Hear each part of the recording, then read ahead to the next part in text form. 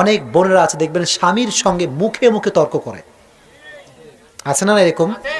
অনেক স্ত্রী দেখবেন স্বামীর সঙ্গে মুখে মুখে তর্ক করে তুই তুকারিও করে, চিল্লায় কোন ঠিক কিনা?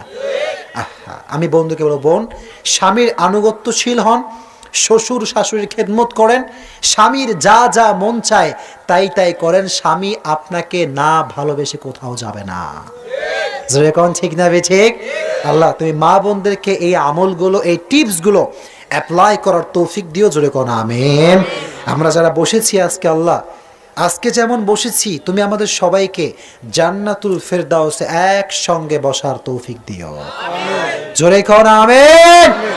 গ্রামগঞ্জে অনেক মানুষ, আমি আপনাদের খুব ভালোবাসি প্রিয় ভাইয়ার, আমার তো শহরের মানুষ, গ্রামে আমার জন্ম, গ্রামের মানুষকে আমি কলিজার থেকে ভালোবাসি, চিল্লাই কোন ঠিক কিনা?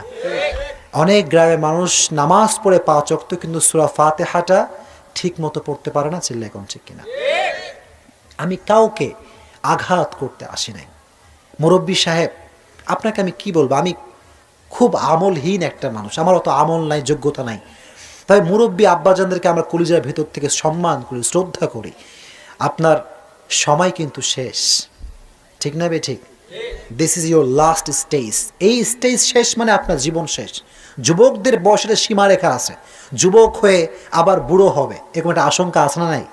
কিন্তু মুরব্বীদের কোনো আশঙ্কা নেই, মুরব্বীর সময় শেষ মানেই হচ্ছে কবর, চিল্লাই কোন ঠিক কিনা? মুরব্বীদেরকে আমি অনুরোধ করি, মুরব্বীরা একটা আমল করেন, কবরে যাওয়ার পূর্বে সহি শুদ্ধ কোরআন তেলাওয়াত শিখবেন তো ইনশাআল্লাহ।